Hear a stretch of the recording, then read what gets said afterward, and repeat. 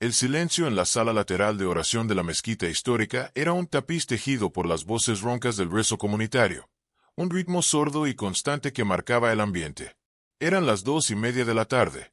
La luz del sol de invierno entraba de lado por los ventanales en arco, revelando el patrón geométrico de los tapetes e iluminando el polvillo en el aire.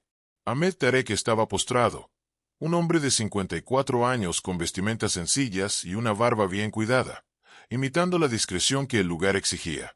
Buscaba ese sitio, de manera estratégica, como un blindaje contra la vigilancia, un santuario de poca hostilidad en una capital europea. Cada movimiento suyo, desde la forma en que doblaba el abrigo junto al cuerpo hasta lo profundo de la postración, soltaba una calma bien ensayada. Esa calma era el peso invisible del que maneja infraestructuras complejas.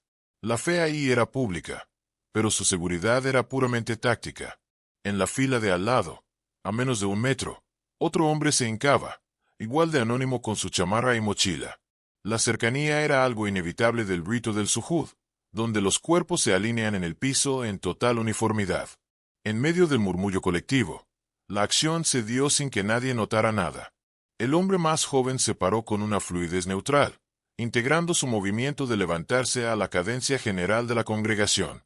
Salió de la sala por la puerta lateral, mezclándose en la penumbra del pasillo con una naturalidad que no jalaba miradas, con la cara sin expresión. No llevaba prisa. No había tensión visible en cómo se movía. Su salida fue tan intrascendente como su llegada. Solo 15 segundos separaban su ausencia de la fatalidad que se instalaría en el tapete. El momento del colapso no fue un evento ruidoso, sino una falla mecánica. Tarek, al tratar de levantarse del suelo después de la postración, no pudo. El impulso de levantar el torso se revirtió de repente. No gritó, ni buscó de dónde agarrarse. Solo se cayó de frente, golpeando el tapete con un ruido sordo que se oyó fuerte en el silencio. La convulsión fue inmediata, intensa y sin voz, los músculos tiesos, el rostro contraído y los ojos fijos, imitando el desplante dramático de una emergencia cardíaca fulminante. La escena fue de violencia fisiológica instantánea y quirúrgica, rompiendo la serenidad del culto sin dejar rastro de agresión externa. Los fieles corrieron en pánico mudo hacia el cuerpo, buscando alguna enfermedad. El que ejecutó la acción ya había desaparecido. El evento parecía autónomo y trágico. No manches, qué forma de planearlo. Mientras esta historia se desenvuelve, la están siguiendo personas de diferentes lugares. Cuéntenos en los comentarios desde qué ciudad o país la están viendo. Ponerle like al video y seguir el canal ayuda a que este tipo de narrativas sigan saliendo. El colapso de Ahmed Tarek en el tapete de oración no fue cosa del destino ni de la mala suerte, sino la culminación precisa de un montón de cálculos. La escena del pánico contenido, donde los fieles trataban de reanimar un cuerpo que ya no tenía remedio, era solo la cortina de humo ideal para una operación invisible.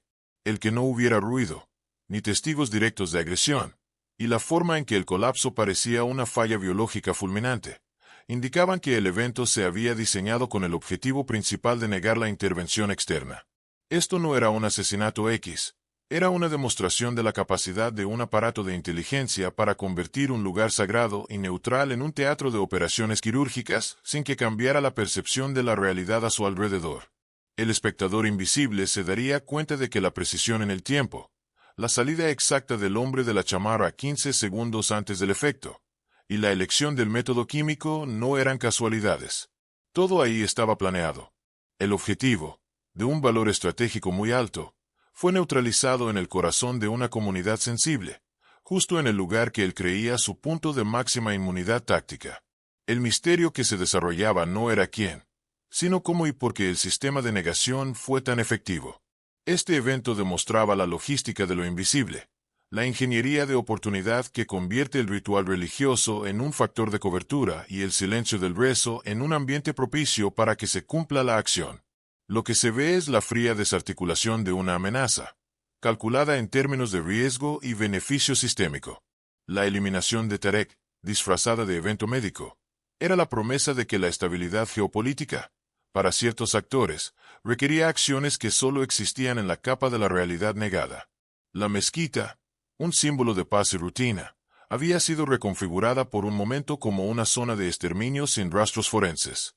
El público debía entender que el enigma no era la identidad de los responsables, la CIA y sus aliados eran el motor lógico de la acción, sino la cadena de autoridad y el código de conducta que autorizaron la profanación de un santuario para lograr un objetivo estratégico. Este colapso fue el final de una vida y el comienzo de la prueba de que algunos conflictos se resuelven con química y silencio, no con fuerza bruta.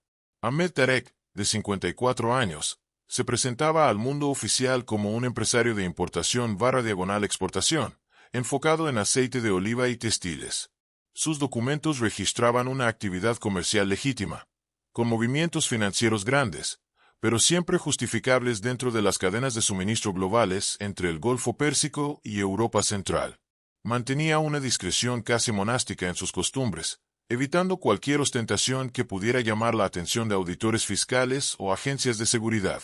Esa fachada se construyó con solidez y paciencia, una capa de credibilidad que aguantaba cualquier verificación superficial de antecedentes. La rutina meticulosa de Tarek era, irónicamente, el elemento más predecible, por lo tanto, el más peligroso de su existencia. Su vida era una obra de ingeniería dedicada a que no se le viera nada. En el bajo mundo de la inteligencia, Tarek era reconocido como un comandante senior de Hamas, no un activista ideológico de la calle, sino el ingeniero en jefe de la infraestructura de financiamiento global. Su función era clave: asegurar que los fondos y tecnología sensible llegaran a las células operacionales, saltándose los complejos sistemas de sanciones internacionales. Él era el amo del flujo de capitales, usando empresas fantasma y sofisticados esquemas de triangulación para convertir dinero legítimo en recursos operacionales que nadie pudiera rastrear.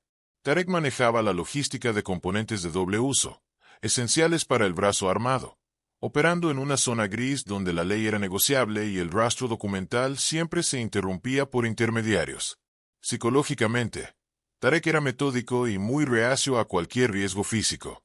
Su desconfianza era lo que movía sus operaciones, llevándolo a adoptar medidas de seguridad paranoicas en comunicaciones electrónicas y a preferir reuniones en persona en ambientes que no levantaran sospechas, como desayunos en hoteles de lujo o el rezo en mezquitas antiguas.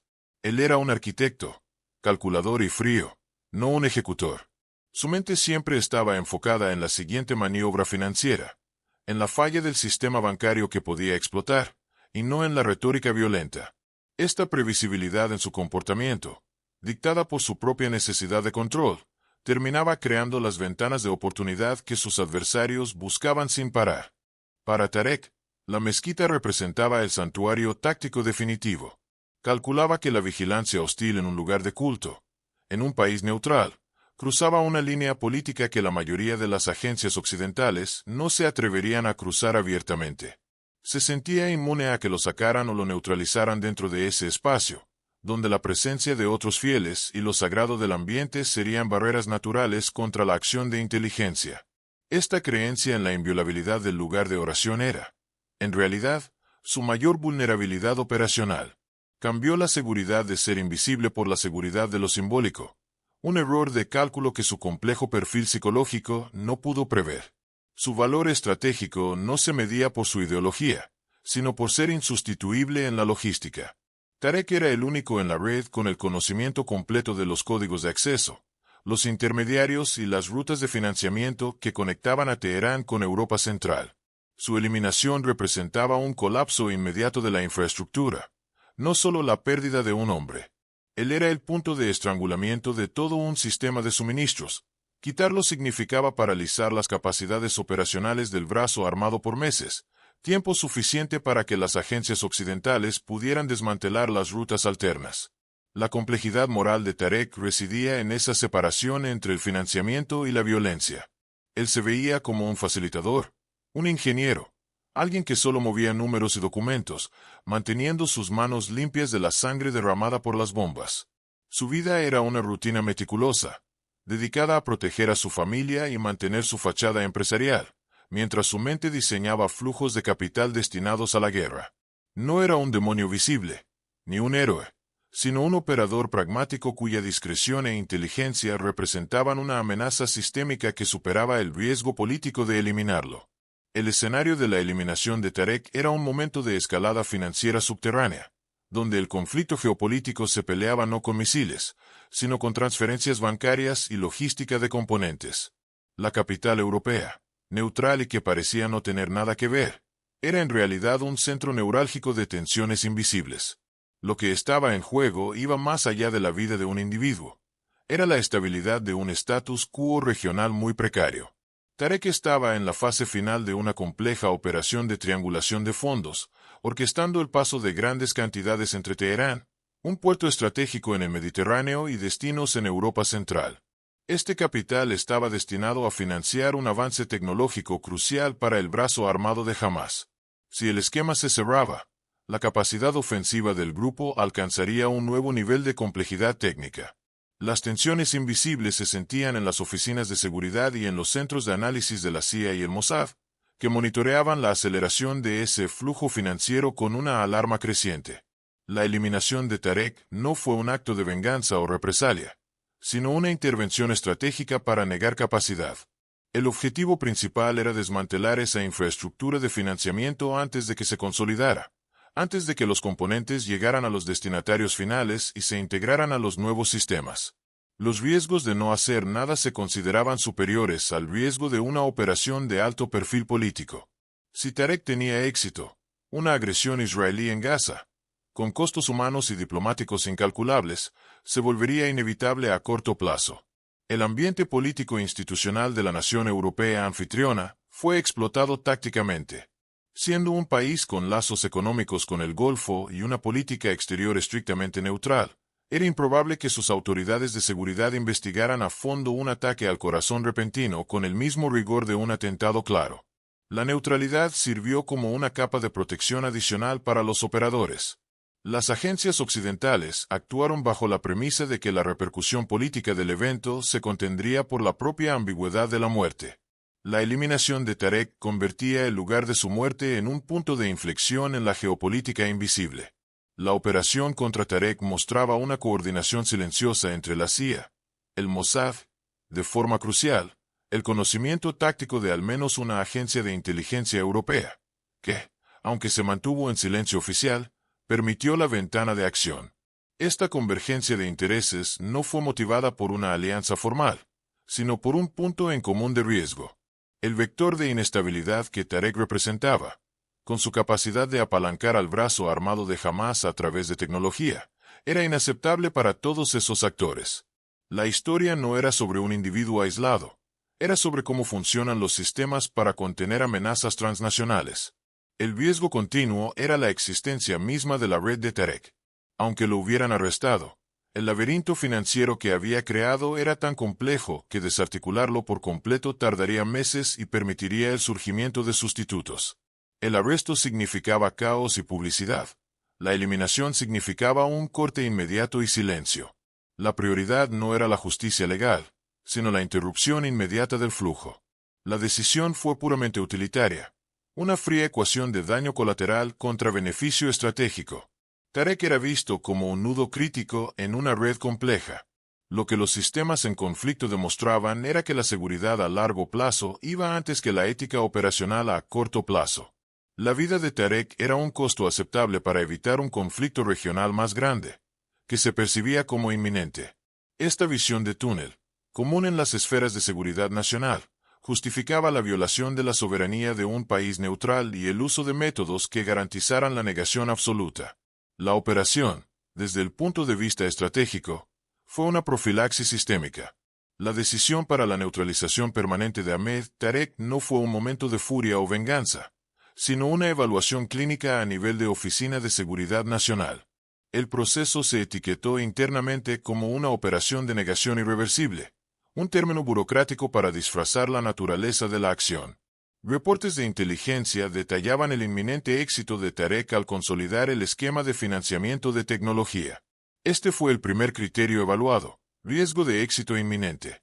La finalización de ese esquema se consideraba una línea roja tecnológica que, si se cruzaba, cambiaría el equilibrio de fuerzas regional de forma inaceptable. La decisión se tomó bajo la lógica del ataque preventivo estratégico, sin ninguna carga emocional.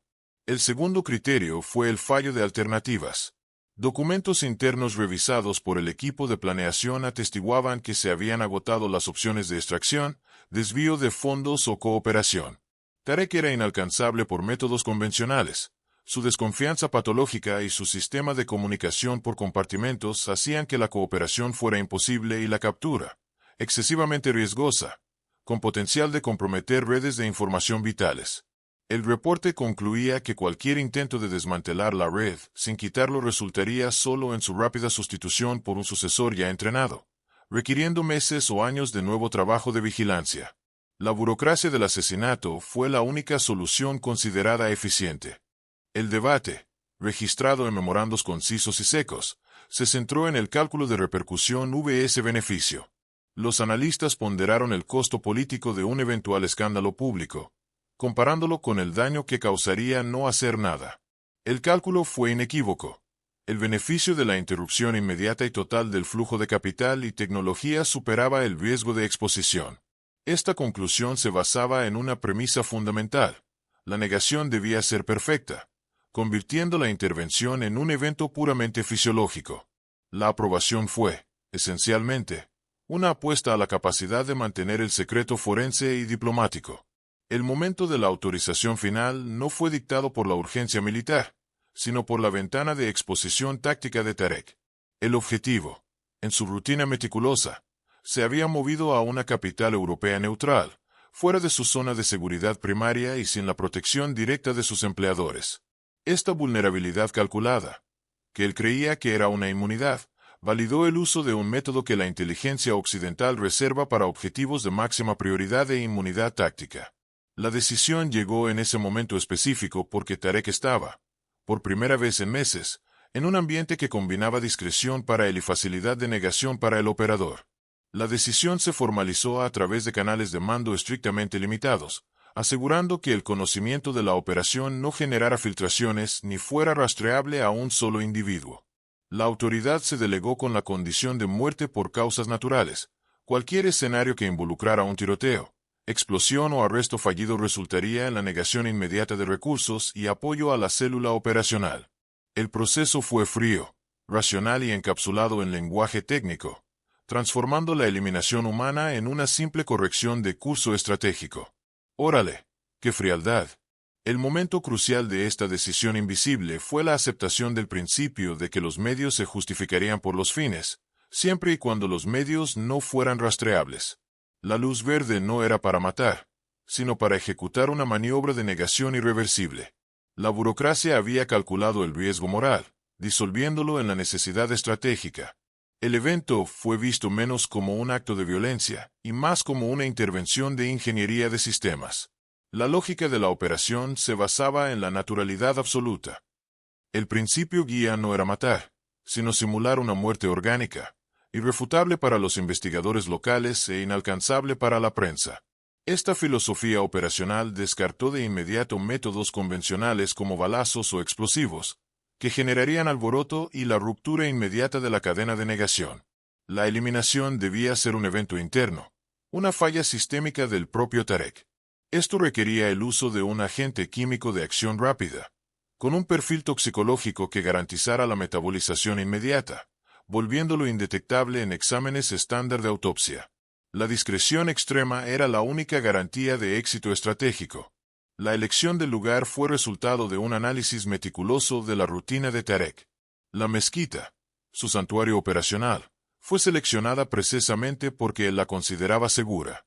Esa falsa sensación de inmunidad fue la mayor ventaja de la operación. El ambiente ofrecía máxima concentración de gente, lo cual era ideal para la cobertura táctica.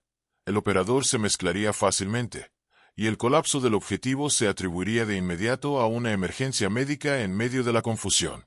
La sala de oración lateral, menos concurrida que la principal, pero aún así pública, ofrecía la ventana de tiempo y la cercanía física necesarias para administrar al agente sin testigos enfocados. La preparación de la célula operacional fue igualmente contenida. No había planes elaborados de extracción de emergencia o rutas de escape espectaculares. El plan era simple: entrar, ejecutar y desaparecer en la normalidad de la ciudad. El operador de entrega, designado para el contacto físico, no era un asesino profesional de explosiones, sino un especialista en infiltración urbana y química, entrenado para mantener la calma bajo presión extrema. Se le dio la instrucción de ejecutar el movimiento durante el clímax del ritual, en el momento de la postración, donde la cercanía de los cuerpos era máxima y la atención de los fieles estaba en el ritual y no en los alrededores. La sensación de vigilancia constante era el telón de fondo de la rutina de Tarek. Estaba siendo monitoreado por una célula de reconocimiento secundaria, que no participaría en la ejecución, pero que confirmaría cada movimiento y garantizaría que no hubiera cambios de última hora en el patrón de seguridad del objetivo. Cámaras de vigilancia externas de la mezquita y los alrededores fueron neutralizadas o manipuladas remotamente para crear hoyos ciegos en la línea de tiempo exacta de la ejecución. El objetivo era asegurar que, incluso si las autoridades locales revisaban las imágenes, el operador encajara en el perfil de un feligrés común y no de un agente hostil. El método conceptual se enfocó en la sencillez y la eficiencia biológica. El agente químico se administraría por un medio de contacto fugaz, bajo el manto del movimiento de oración, diseñado para simular el máximo de convulsión y agonía visible, reforzando la idea de una falla orgánica catastrófica. El dolor y la rapidez del colapso eran parte del disfraz. La operación no dependía de fuerza, sino de la precisión química y el tiempo. El ejecutor tendría solo una pequeña ventana de segundos para el contacto y unos minutos más para alejarse de la escena antes de que el efecto se manifestara por completo. La discreción de la preparación se extendía a la retaguardia diplomática. Se activaron canales verdes con la Agencia de Inteligencia Europea anfitriona, asegurando que cualquier investigación inicial sobre el cuerpo de Tarek se llevara a cabo con el mínimo alboroto y con un enfoque rápido en la conclusión de causas naturales. El plan de negación no empezaba después de la muerte, sino que era un requisito previo de la propia operación. La preparación silenciosa garantizaba que, si algo salía mal, el gobierno de origen del operador pudiera negar cualquier implicación con máxima credibilidad. Ahmed Tarek aterrizó en la capital europea, activando su rutina meticulosa. Su primer movimiento fue visitar la mezquita. La célula de reconocimiento, compuesta por 3 individuos operando bajo disfraces técnicos, confirmó la llegada y el patrón inicial de movimientos. Tarek se quedó en un apartamento rentado por corto tiempo, en un barrio de clase media alta, evitando hoteles de lujo. Los reportes de vigilancia eran secos, objetivo apegado al patrón. Nivel de alerta asumido, alto. Ventanas de exposición, mínimas. El reloj corría, pues Tarek tenía una reunión crítica agendada para T+24H, el momento clave para la consolidación del financiamiento. La CIA confirmó el plan de contingencia. Los analistas habían mapeado los horarios de oración de Tarek durante los últimos 6 meses, identificando el periodo de la tarde, Dur, en la mezquita de Al-Fat como el punto de mayor repetición y menor variación. El punto de consumación se definió para las 14:30, maximizando la concentración de fieles y minimizando la vigilancia personal de Tarek, quien consideraba el lugar una zona segura. El operador de entrega, conocido solo como La Sombra, recibió la autorización final y la información seca sobre el agente químico. La fatalidad se instalaba. El plan no permitía improvisación. La Sombra realizó un reconocimiento final de la mezquita, mezclándose con la congregación. Observó el flujo, la posición de las cámaras y la dinámica de entrada y salida. Su presencia estaba camuflada por la discreción y el uso de vestimentas idénticas a las de los fieles. No miró a Tarek, ni lo buscó. Solo registró el ambiente. El principal objetivo era asimilar la sensación del lugar y el ritmo del ritual, asegurando que su acción posterior fuera una extensión natural, y no una intrusión. El reloj marcaba la inminencia de la reunión financiera que sellaría el avance tecnológico de Hamas. La célula de vigilancia confirmó el último movimiento nocturno de Tarek, una cena solitaria y un regreso directo al apartamento. Nada fuera de lo normal. A esa misma hora, La Sombra repasaba mentalmente la secuencia de movimientos y el timing de actuación de la gente. El factor humano era el único riesgo variable. La precisión debía ser absoluta. El contacto tenía que hacerse de forma fugaz, bajo el manto de la postración, y la retirada debía ocurrir antes de que la convulsión se manifestara por completo. El ambiente era de contención y concentración, sin la adrenalina del combate abierto. Tarek se dirigió a la mezquita a la hora prevista. La Sombra ya estaba allí, posicionado en la sala lateral. No hubo comunicación, ni reconocimiento visual entre ellos. Tarek se hincó en la fila frontal, la sombra, en la adyacente, detrás de él. La tensión era silenciosa, una fuerza invisible creciendo con el aumento del número de fieles. Para Tarek, era el clímax de su rutina. Para la sombra, era el pico de su precisión táctica. El rezo de la tarde comenzó. Los movimientos son uniformes, rítmicos. La concentración es máxima. La sombra ajustó la postura, el instrumento de entrega minúsculo ya preparado y camuflado en la tela de su ropa. El momento de la postración, sujud, se acercaba, la ventana táctica que el plan había calculado para el contacto. El contacto. Durante el sujud, cuando los cuerpos estaban más cerca, la sombra ejecutó el movimiento de entrega con una velocidad y discreción imperceptibles. La inyección, o el toque, fue tan breve que se absorbió por el movimiento de levantarse y agacharse del rezo. El sistema de Tarek había sido violado.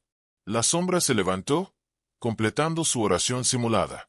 Se alejó, caminando despacio hacia la salida lateral. No hubo mirada atrás, ni cambio en el ritmo de su paso. La fatalidad ya estaba instalada en el cuerpo de Tarek, que seguía en el suelo. La sombra cruzó la puerta y desapareció en las calles concurridas, mezclándose con el flujo de peatones, antes de que el efecto biológico fuera completo. El colapso. Justo cuando Tarek intentó levantarse para la siguiente parte del rezo, el agente químico afectó el sistema nervioso. La interrupción repentina del movimiento y la convulsión silenciosa marcaron el éxito de la operación. El reloj ahora corría para quitar la evidencia, la negación de lo que había pasado. Ya estuvo, pensaría la sombra, al doblar la esquina. La consumación de la operación ocurrió con la falla mecánica del cuerpo de Ahmed Tarek. El hombre no tuvo tiempo para gritar, ni para entender la naturaleza del ataque. La muerte fue un fallo intensivo y silencioso, un cortocircuito biológico, interpretado por todos los observadores como un evento puramente interno. La escena no tuvo explosión, ni sonido de bala, solo el golpe del cuerpo contra el tapete y el inicio rápido de la convulsión. Era la violencia en su forma más pura y contenida, la vida siendo quitada por la química, bajo el disfraz de la enfermedad repentina. El clímax no estuvo en la acción del ejecutor, sino en la reacción del cuerpo del objetivo. Los fieles más cercanos reaccionaron con el instinto de la ayuda y la confusión. Los rezos se detuvieron en una parte de la sala, reemplazados por murmullos de shock y órdenes desorganizadas. El cuerpo de Tarek, retorciéndose intensamente, se transformó en el centro de un círculo de rostros preocupados y asustados. Nadie buscaba a un agresor, todos buscaban un médico, un desfibrilador, una explicación para esa emergencia médica súbita. Lo común de la emergencia era el camuflaje perfecto. El enfoque total estaba en el síntoma, y no en la causa. El operador de entrega, la sombra, ya estaba a 3 cuadras de distancia, caminando a ritmo normal. Su acción había sido puramente técnica, sin ningún apego emocional o confrontación directa. El éxito residía en su capacidad de volverse invisible tanto al entrar como al salir, transformándose de agente de eliminación a un feligrés común de la mezquita. El silencio de su ejecución contrastaba con el caos fisiológico que había dejado atrás, reforzando la negación absoluta. La frialdad de la operación era su marca inconfundible.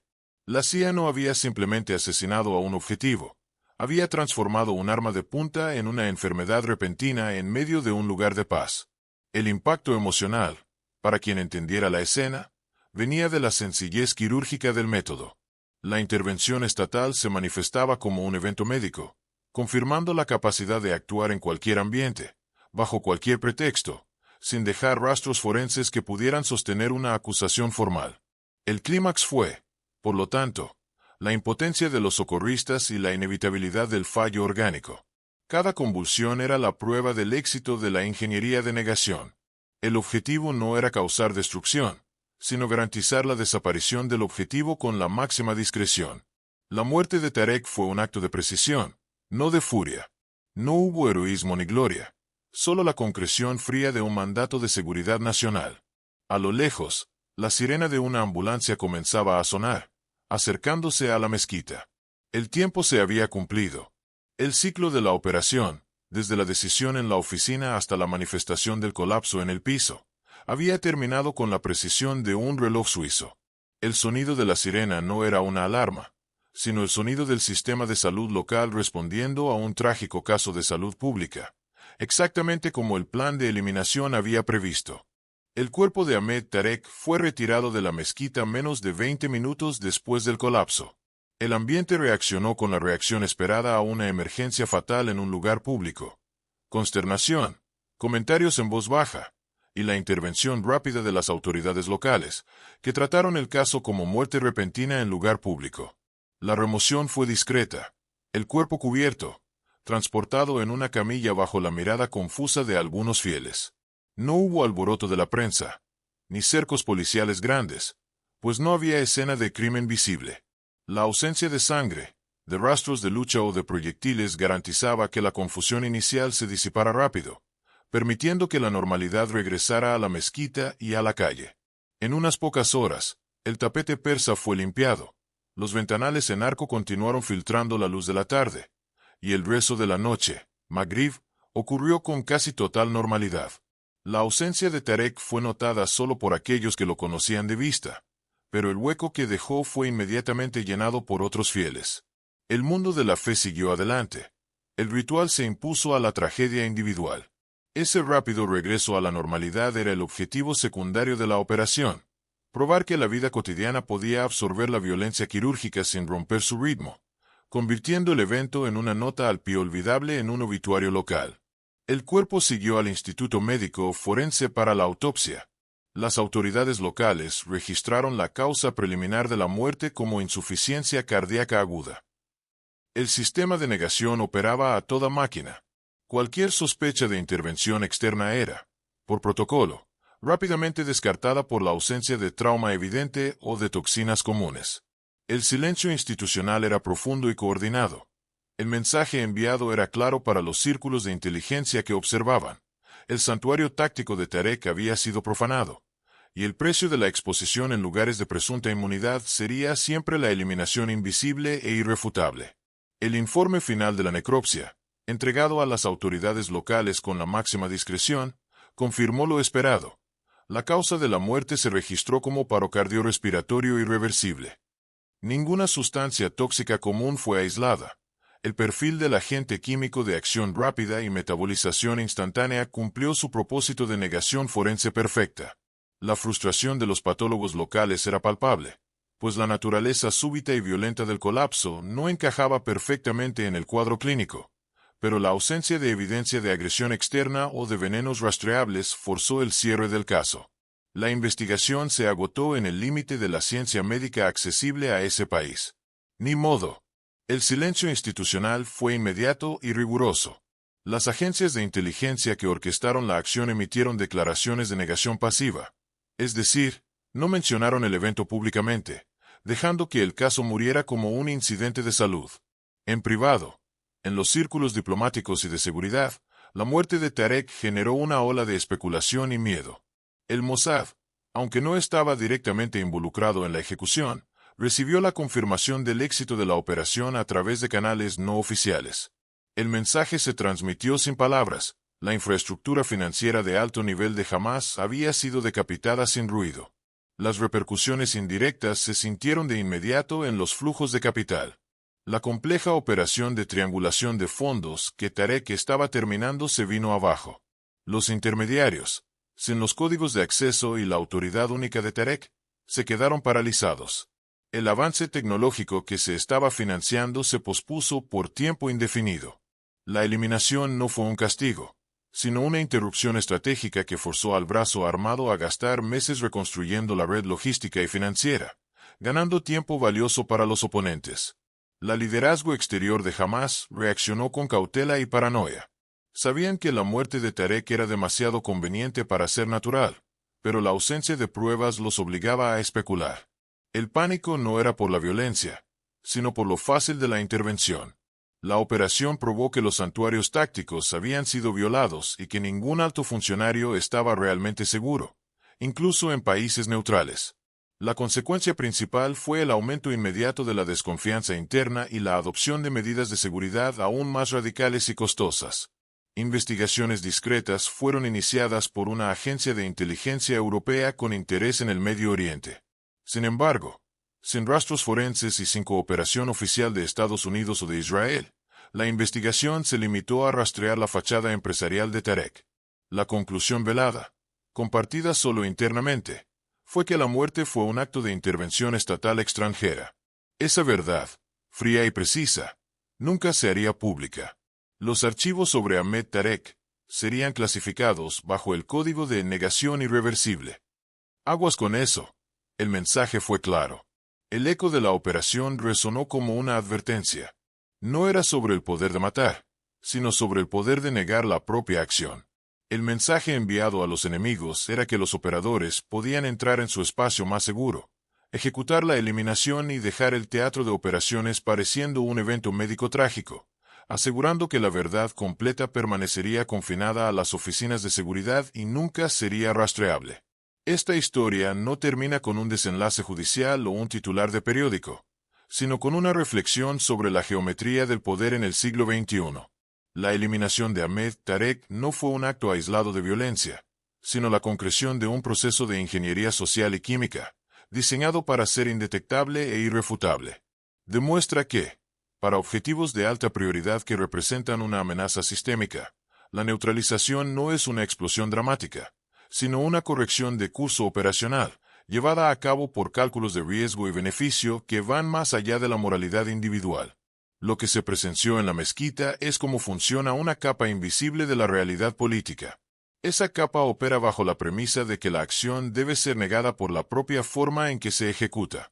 El sistema de inteligencia contemporáneo prefiere operar en la zona gris de la muerte por causas naturales inducidas, asegurando que la verdad del evento permanezca contenida dentro de informes ultrasecretos, inaccesibles a la ley y a la opinión pública. La eficacia de esta operación reside en el silencio que la rodea, un silencio que se extiende desde las oficinas de decisión hasta los informes forenses. La elección del lugar y la precisión del método resaltan que la única inmunidad táctica real, en el teatro de operaciones urbanas contemporáneo, es la intrascendencia. Tarek creyó que la importancia de su papel financiero lo hacía demasiado valioso para que lo tocaran y que su santuario religioso lo hacía inmune a intervenciones. Estaba equivocado en ambos cálculos. Su alta relevancia fue, paradójicamente, la garantía de que sería objetivo de un método de negación perfecta. La historia prueba que el riesgo de exposición siempre se considera menor que el riesgo de no hacer nada, cuando la amenaza llega a un límite crítico. El destino de Tarek es un recordatorio estructural de cómo actúa el poder invisible. No hay villanos ni héroes, solo agencias y sistemas buscando preservar sus intereses a través de la interrupción quirúrgica de otros sistemas. Cuando la diplomacia y las sanciones no logran contener un vector de inestabilidad como el financiamiento terrorista de alta tecnología, la eliminación se vuelve una herramienta burocrática, una opción de gestión de riesgo con consecuencias humanas. La incomodidad reside en reconocer esa frialdad. Las investigaciones locales, destinadas al fracaso por la ausencia de pruebas, pronto se desvanecieron. La muerte de Tarek se transformó en un caso más archivado bajo la etiqueta de tragedia médica.